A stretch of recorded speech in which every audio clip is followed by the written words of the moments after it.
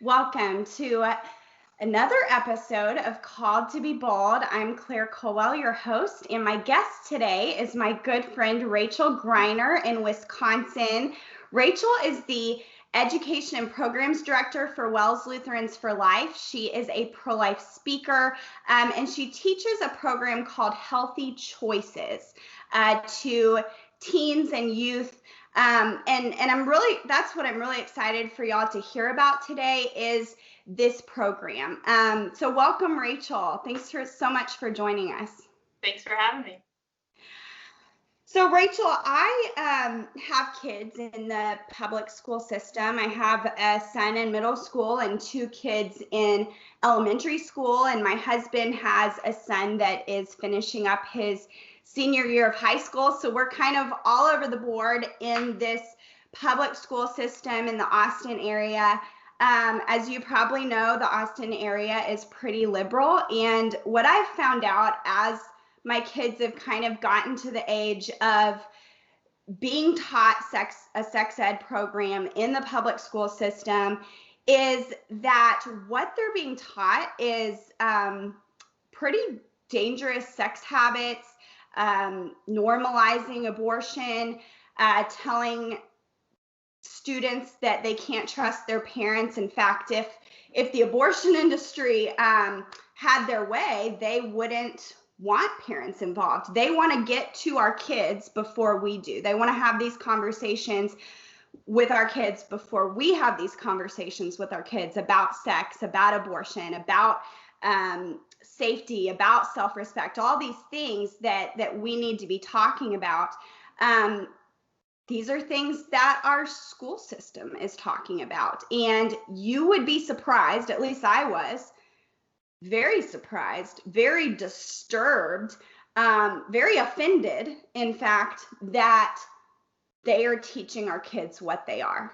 And I think that every parent like me absolutely cares about what our children are being taught, but a lot of people just don't know. And so I've been excited about having you on because I want to have a conversation about what is actually happening inside our public school system in regards to the sex ed program, in regards to what they're being taught about abortion specifically as well, but also what we can do as a society, as parents, as educators, as people who can stand up and fight for what's right, fight for what's good for our kids.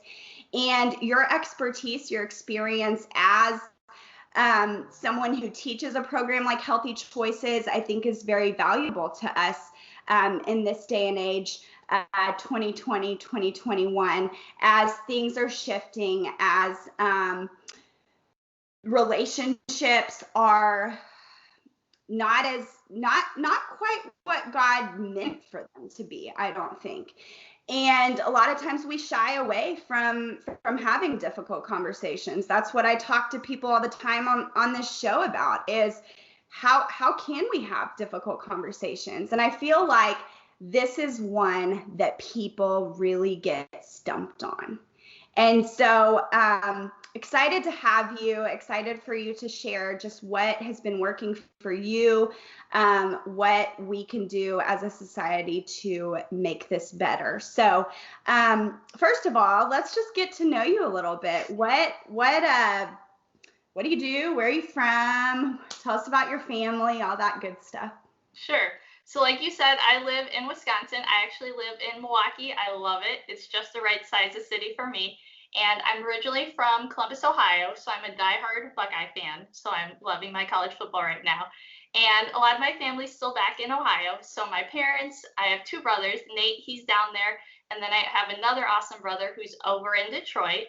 And I love to eat. I love to travel. I like to laugh, which is something that we share. So yeah, I'm enjoying life right now. Well, you are so fun, and I feel like you are so relatable to not only these students that you're educating, that you're building relationships with, but also the women who are walking through the doors of the pregnancy center that is with a part of WELS Lutherans for Life. And common thread that I find with maybe every single guest that I've had on so far is that working in this type of ministry, working for a pregnancy center, being a part of sharing these educational resources with youth, maybe it wasn't your plan for your life. Maybe when you were growing up, you didn't think, oh, I'm going to go have the most uncomfortable conversation with teens that there ever could be. I don't know. I mean, that's how I am with abortion. I never imagined that I would be doing what I'm doing. So I guess all that to say, my question is this something that you envisioned for yourself growing up? Or is this something that God really took the reins and took you out of your comfort zone to do something that truly matters? So I never in a million years would have imagined that I'd do what I do now, especially the healthy choices part. I was the kid who refused to have the talk. Like my poor parents, I talk a lot if you haven't noticed, but I refused to have the talk. I was mortified by the whole thing. I remember finding out that when a woman went through menopause, that didn't mean she stopped having sex. And it freaked me out because it meant that like the older ladies that I knew, I thought, oh, they don't have sex. And I thought that was great because it made me uncomfortable. And then I learned the truth and I was traumatized. So the fact that now I'm in schools and I'm talking to kids about sexual reproduction and stuff like that, like God definitely has.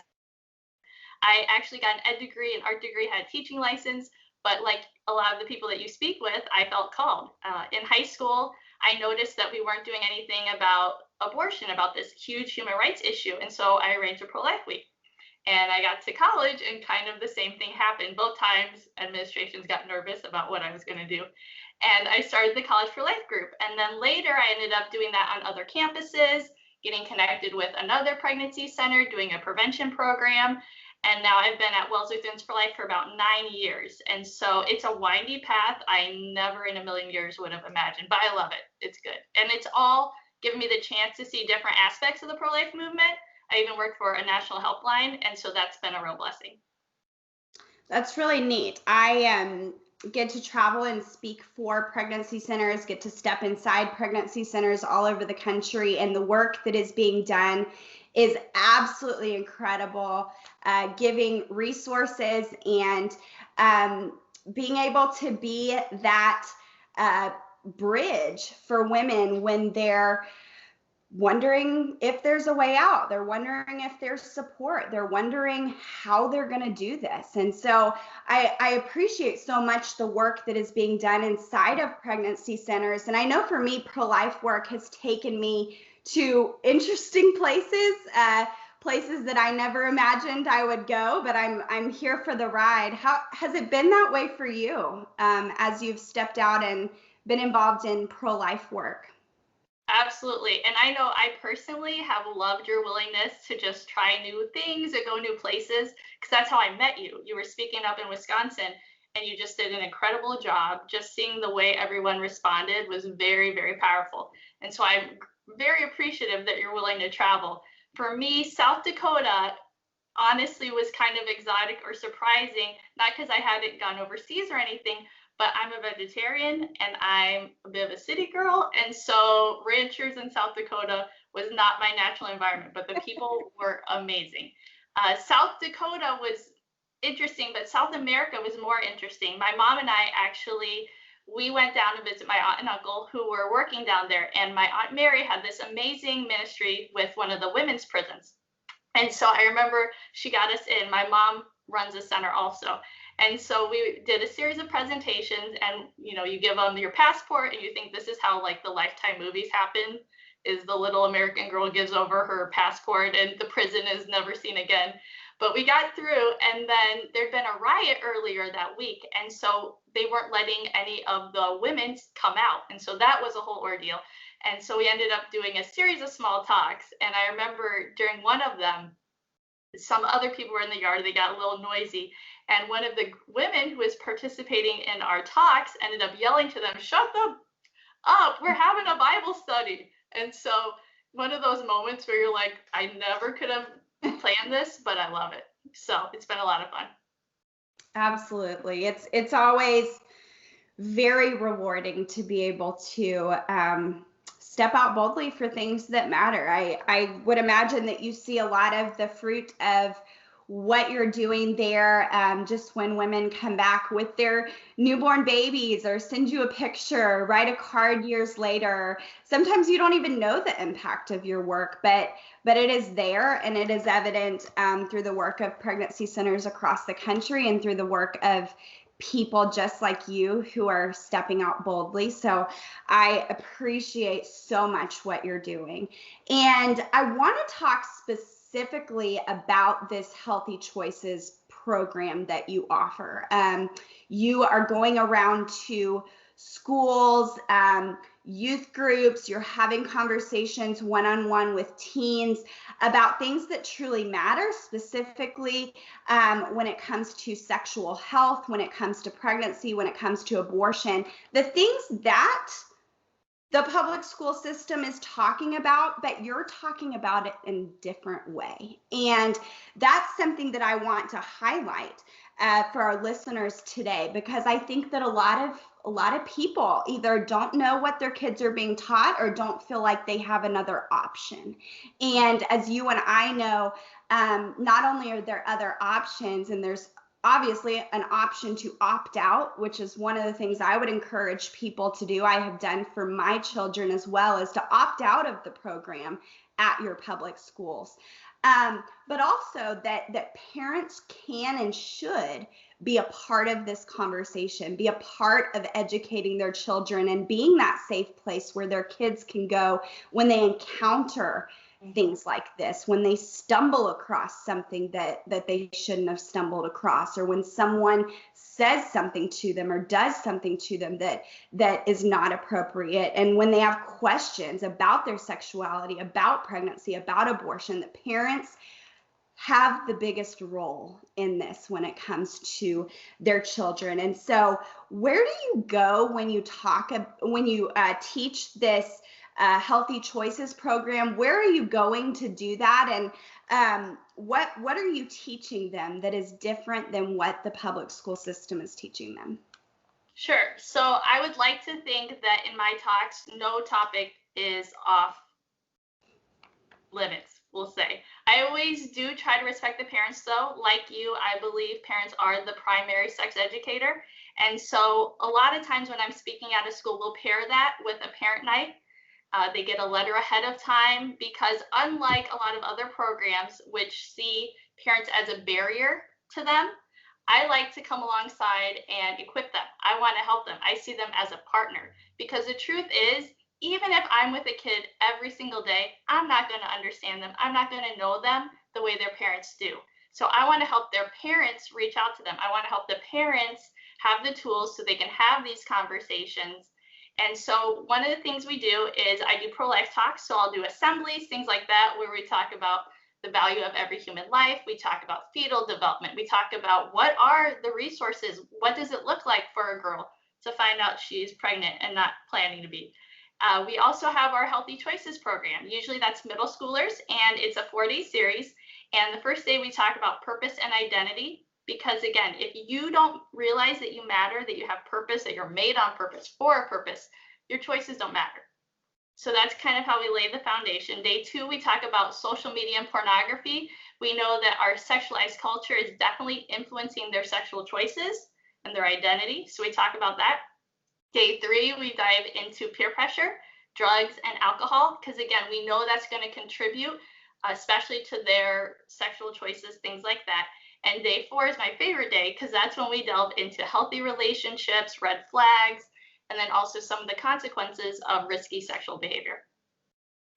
This is so important. I mean, I think back, and my parents, this is not their fault, and they did the best they could. They had incredibly meaningful conversations with me about so many things that matter growing up, and so much of how I turned out is credit to them and how they raised me.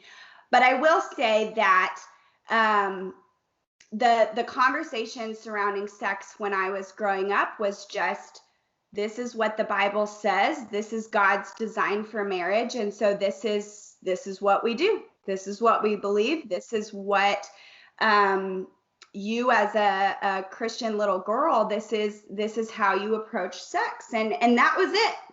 I don't remember. My parents say I don't remember certain things that did happen in certain conversations that actually did happen. But as far as what I remember is just that.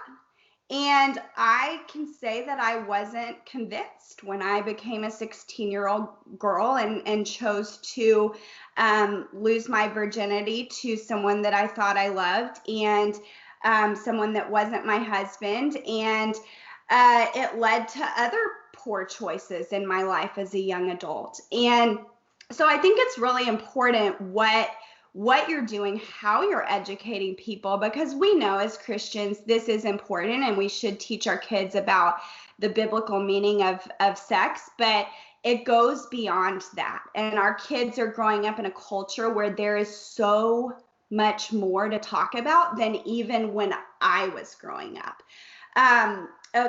Maybe a month ago, I was able to Skype in. Well, no, it was a live feed, so I just watched it. But it was our Texas Board of Education, and they were reviewing our sex ed program in the state of Texas that is being taught across the board in all the schools, starting in fifth grade. There's a piece to it, seventh, eighth, and all the way up through high school. There's different points where they're talking about it in different ways. And what I noticed was so shocking to me.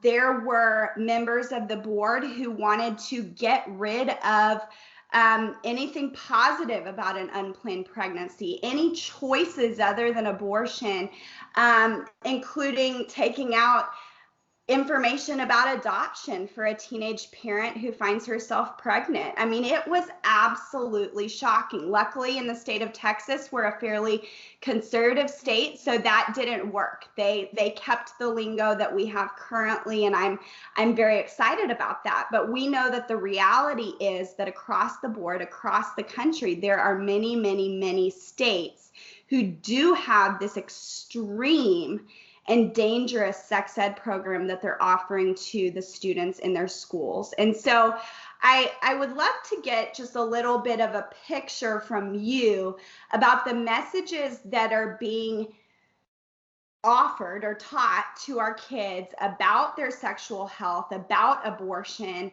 and the conversation just surrounding those things. So I'm not in the public schools currently, but I used to be. I think it was yesterday, I was looking at some information with some proposed curriculum for out in the Northeast area. And some of the material, some of the content for third graders, if I were to talk about it, if we were to show some of the images from books they recommend on this video, it would probably get flagged by YouTube for being explicit. Mm-hmm. And so I feel like that's definitely indicative of what we're saying. You mentioned the idea of choices coming out of, certain school board members' mouths, and at the same time, what they're trying to do is limit choices, limit the information. I think, and maybe again, it's because I'm a person of faith, I feel like research, logic, so many things reinforce this idea of children and young adults making educated choices with these sort of things. I don't think we have to be afraid of these conversations, of the information, but I think it should be done in an accurate way, and I do think we owe it to these kids to do it in an age-appropriate way. There's a reason why more and more parents are talking to me about smartphones and how do I protect my kid. Why on earth would we not apply that also to sexual activity and things like that? We know that each kid is a little different, but there's general developmental levels, and I think it makes sense that that's reflected in what our kids are seeing. Absolutely.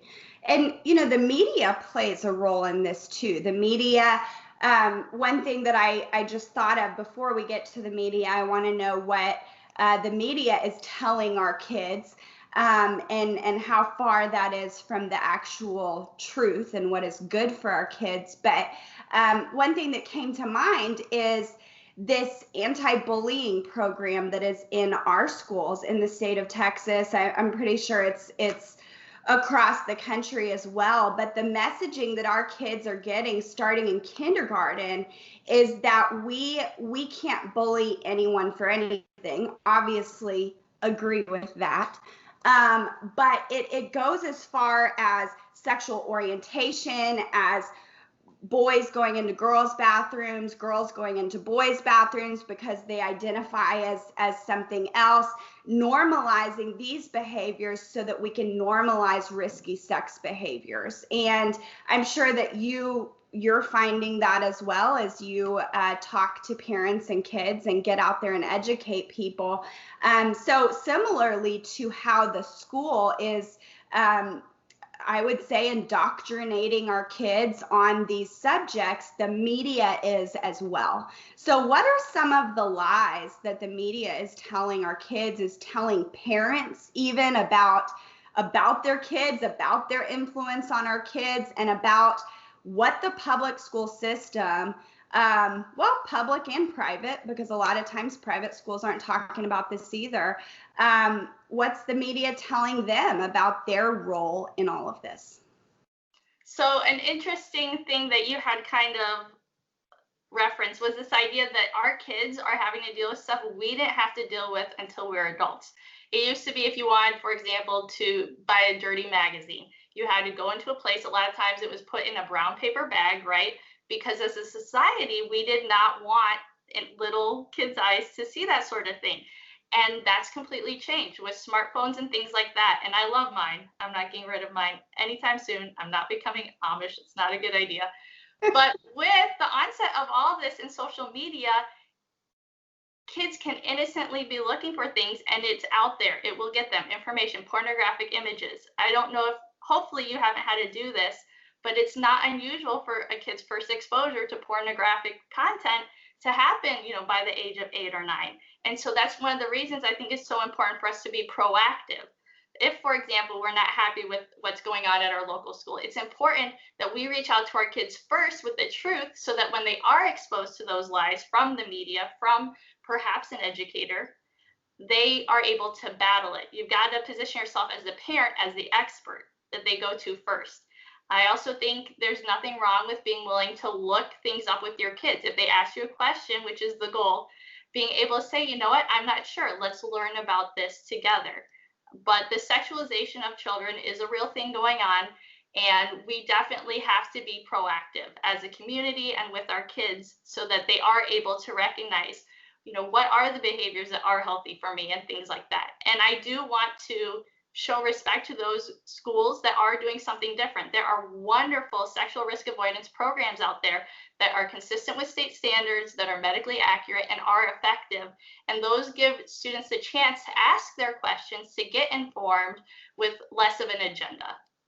Absolutely. I mentioned earlier that I opted my kids out of our sex ed program for the school, and that is not so that I cannot be proactive. That is simply to help them. And so that's a choice that I have made.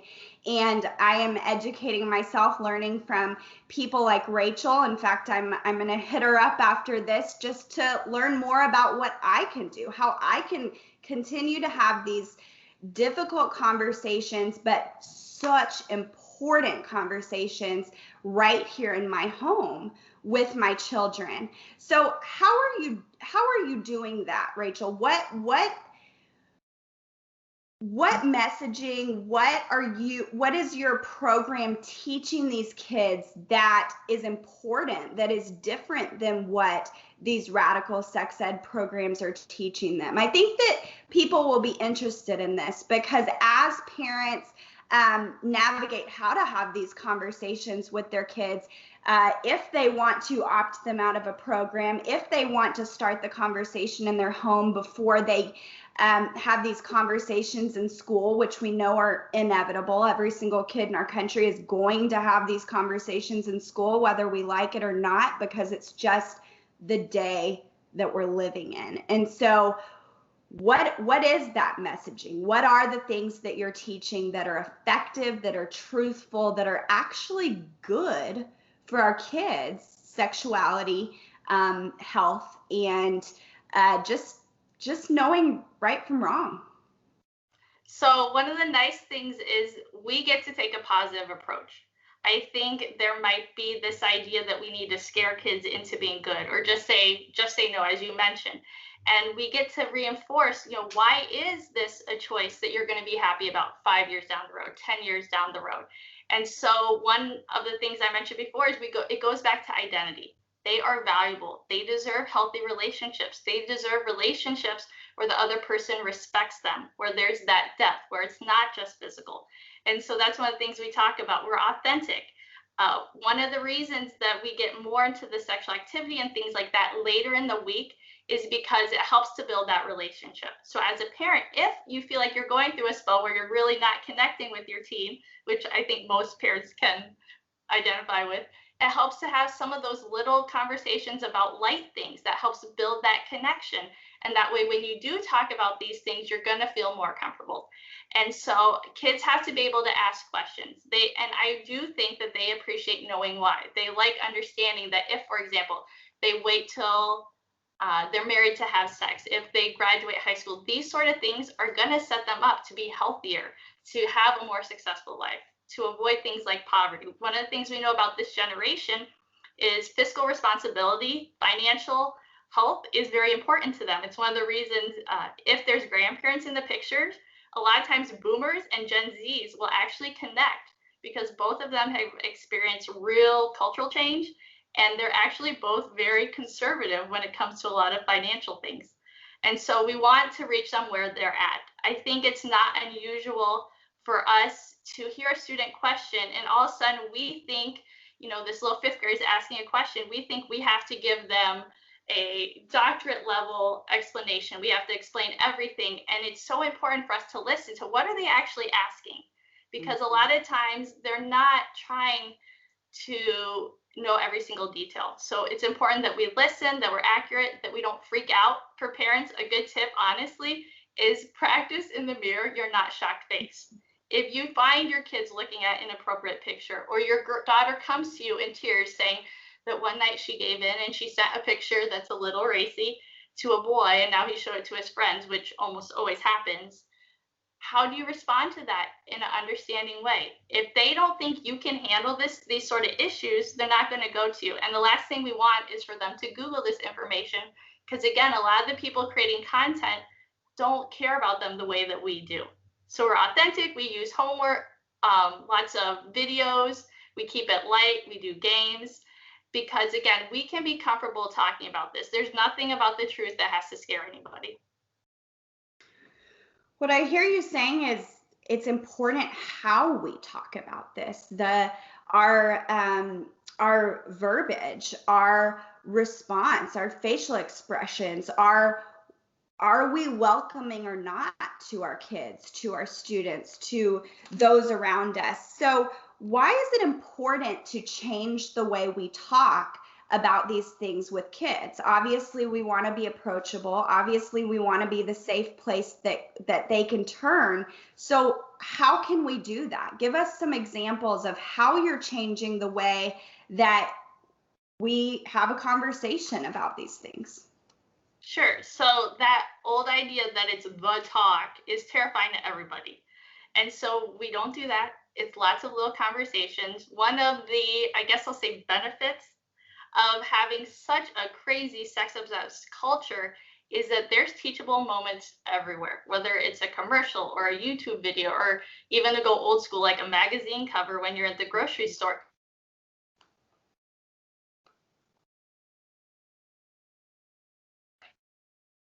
Also know that when you are facing someone kind of like we are right now, it can be seen as confrontational. Don't worry, I'm not real intimidated. And so when you're riding in the car together, if you're taking a walk, if you're doing a service activity, maybe at a soup kitchen next to each other, it's going to be easier to have these conversations. So those are just some tips that can help them out. And again, don't overplay your knowledge. Be willing to say, you know what, I'm not sure. Can I think about that a little bit more and get back to you? One of the things that this generation loves is authenticity. They like humility. And when you demonstrate that, when you say, I made this mistake in the past, this is how I hope you can learn from it, you're actually helping them feel more comfortable to talk to you should they make, some sort of mistake. I love that you brought that up. My husband and I are starting to have these sorts of conversations with our kids. And just, I mean, 3 nights ago, we were talking about this because one of our daughters had an email from a boy asking if he could kiss her.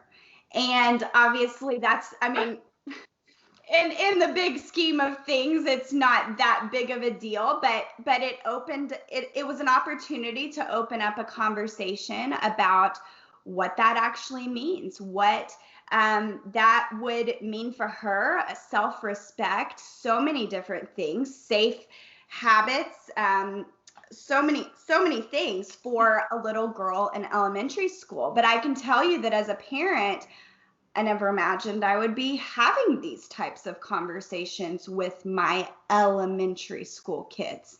And so I'm curious what kind of conversations you are having with youth right now. Are there two examples of that you can give us that of some type of lingo, some type of conversation that you initiate with the youth that is really working, that maybe is getting through to them in a better way than some of the other things that you've tried? Sure. So again, moving away from some of the scary stuff, like I don't show any graphic pictures of STDs, STI, any of that sort of thing, but talking about it positively. All of us want healthy relationships. All of us want to be happy. And so what does that look like? And so one of the things I talk about a lot of times is actually relating to pornography.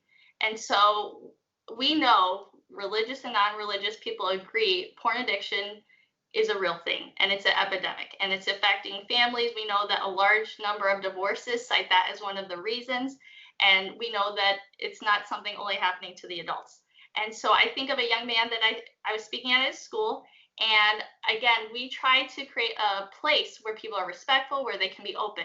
And so after class, he shared that he had met a girl on a field trip. They started talking. She started sending some inappropriate pictures. And fast forward to me talking to him, and he was addicted to pornography, and he hadn't told anyone. And this strong, much taller than me, although that's not saying much, middle school boy is in tears because he's a good kid and he's feeling like he's controlled. One of the great organizations out there is called Fight the New Drug. And one of the reasons I love that name, it's a secular organization, is because in so many ways, pornography does affect us the way other drugs do. And so one of the things we talked about is the fact that he's not a bad person, that he's not a dirty person. And the idea of we all make mistakes and we all have these different things that we're carrying around in life, this baggage, and the idea of finding a grown-up that you trust and sharing that with them. What are some practical steps where he can break this cycle so he can feel freer, where he can have a healthier image of the women in his life? He wants to respect them. And so that was one example. Another one was a boy who'd seen me speak at a youth conference. And again, we go from the angle of what are some choices that you can make to help you have those healthy relationships, to have that optimal health. And one of the fun things is we get to share true stories. We get to have videos. We get to laugh about it. And so I, fortunately, am not following these kids around.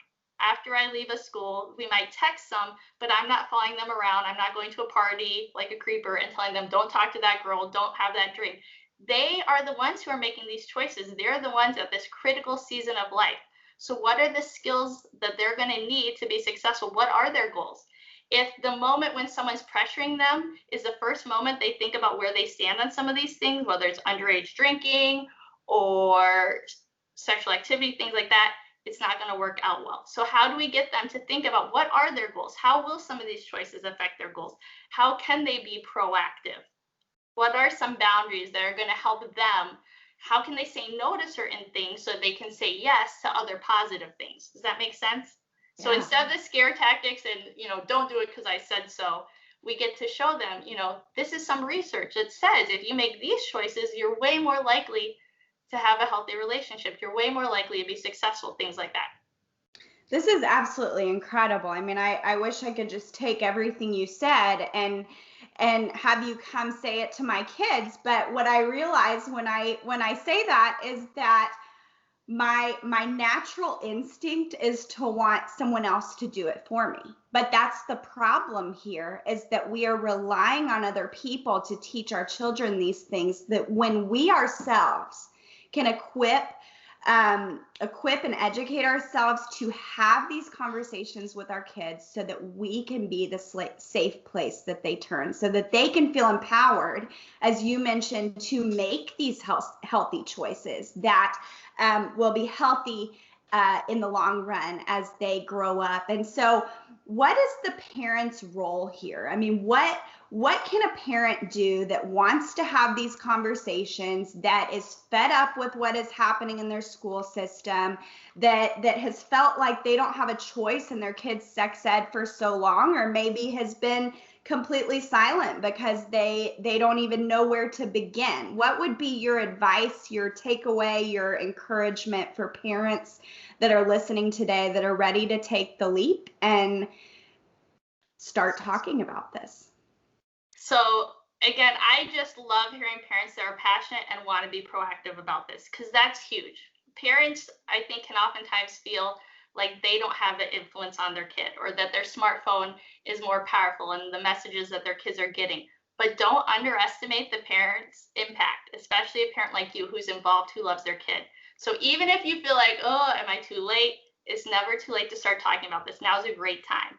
And again, with little kids too, you can start with little conversations, little things you might observe, the idea of differences between boys and girls, talking about the idea that mom and dad love each other and they might give each other different kisses than your kids might give to their siblings, and things like that.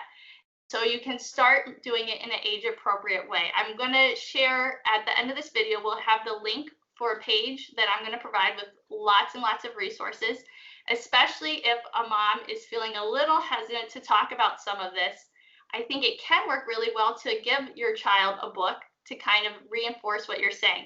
How often have we heard kids say, oh, that's such a great idea, and maybe the kid even goes home and they tell their parents something that I said in class, and I know that I'm not the first person to say it. I know that what I'm saying is exactly what their mom has told them again and again. But unfortunately, sometimes when it's someone else saying it, all of a sudden it clicks. And that's why it's so nice to have parents like you talking to your kids, but also having mentors and other people reinforcing it. So again, it can be small conversations. I'm going to share a lot of resources that can help with that. And again, if you're a person of faith too, you believe that these kids aren't even yours. You're just kind of borrowing them. You're co-parenting with God. And I think that can bring a lot of comfort also, because it can be overwhelming. So be patient with yourself too. You got to be patient with your kids, but you got to be patient with yourself too. Well, and there may be, we should, as parents, raise our kids along other people. We're not meant to do this alone. And so I think about one of the guests I had on before you, my good friend Carol Dodds, is someone that my parents, that they were friends growing up, and they raised us alongside their family. And so I remember looking back on my life, and she would be someone that felt like a safe place for me as a kid, and even now, me as an adult, if I'm experiencing something hard. She's someone that I can turn to. It's like my little girl inside of me gets reenacted, and I turn to a safe place. And I found that not only in my family, but also in the people that my parents raised me around. And so I've appreciated you, Rachel, as we had a little package show up a few days ago for my kids, just to encourage them, give them a good time with a little game she sent. But I appreciate that, because I feel like you are such a good example of bridging a gap between you and your friends' kids, so that you can love on them, and hopefully one day you can be part of having these incredible conversations with my kids, these important conversations. I wouldn't describe it as incredible. Important conversations with my kids. And so I think that if we as parents can really rally with other families who are like-minded, who value life and the health of our kids, and the just things that are of God, I think that we will raise up the next generation. And so we're getting to the end of the program, but speaking of the next generation, is there hope? I mean, kids have so much coming at them these days. There is such a crazy message being thrown at our kids through the media, through technology, through Google, as you mentioned, through the school system, through all of these ways that our culture that doesn't value life, that doesn't value God, is indoctrinating our kids, is what I believe. Maybe that's a strong word, but they're feeding our kids a message that doesn't line up for me with what is true and what is good. So is there hope? I mean, what are you seeing in this younger generation? I know what I see from my kids here, and no, they're great. I'm just kidding. They're great. But there's definitely a difference. You can tell that they're being raised in a different time than you and I were. So is there hope? Yeah. So I think all of us, at least as adults, looking at the pressures and the information these kids are dealing with, our heart goes out to them, which is a good reminder to pray for them. But I have a ton of hope for this generation. And I think it's because, like you, I know awesome members of that generation. Just this past weekend, I got to connect with a couple young ladies that I mentor, and they have big hearts and they're going to do amazing things. And some of the things we know about this generation is they're creative, they're entrepreneurial, they have big hearts, right? They're empathetic. They don't want to just get a paycheck. They want to do something that is meaningful. And so I think, especially if they have people that care about them who are investing time into them, I'm excited to see what they're going to do, the impact that they're going to have. I'm excited too. Yeah. Well, Rachel, we have about 1 minute left. As you know, my podcast, Called to Be Bold, is highlighting people that are doing something for things that matter, that are boldly speaking truth and stepping out of their comfort zone to have conversations, to be a part of movements that are really changing the culture. And I see that in you. I'm so appreciative of how you're loving on this younger generation and helping them see and know their value and their worth, and that they don't have to find their value and worth through what the world tells them they need to. And so what would be your advice to the parents listening to, well, maybe we'll do two. One, to the parents who are listening who are thinking, I'm ready to have this conversation, but I feel scared, but maybe God will give me the words. I mean, what's your encouragement to the parent who wants to start these conversations? And then what's your encouragement to the teenager who is listening, who maybe their parents haven't had this conversation? Maybe they're wondering if what they're learning in their sex ed program at school is really what is true and right for them. I don't know. I mean, I have a lot of different age groups listening today, but I want to encourage them that they too, like you, like I, like so many people across this country, like every single person across this country, that they can be used by God where they're at, in their home, in their sphere of influence, and they can be used by simply just having a conversation that matters. Yes, and I love the idea that everyone doesn't have to fit into a certain box. Like, God loves diversity, and so he's created each of us differently. And so for me, like in college, I found out I was the fourth generation of women in my family to be doing pro-life work, but it looked different and was in a different place for each of us. My great-grandma did a maternity home. My grandma was a helpliner. My mom started a center. I'm in Wisconsin.